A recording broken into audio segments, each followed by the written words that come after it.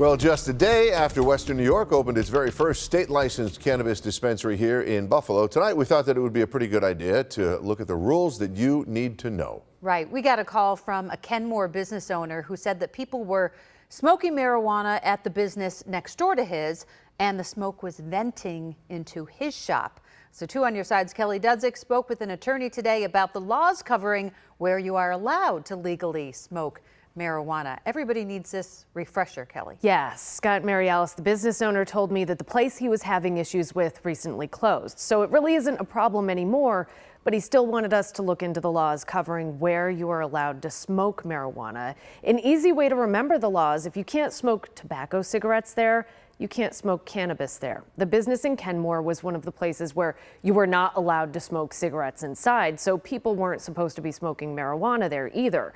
According to New York state law, you are not allowed to smoke cannabis in a car or a private business or outside at a public park or restaurant patio. But eventually, some businesses will have on-site consumption licenses for marijuana.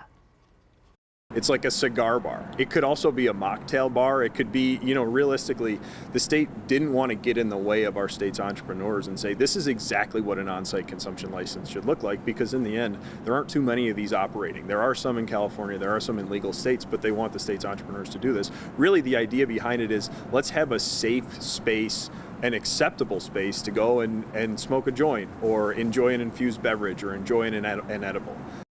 New York also recently passed a law banning smoking cannabis and tobacco in all New York State public parks and other public outdoor spaces. That law went into effect last October.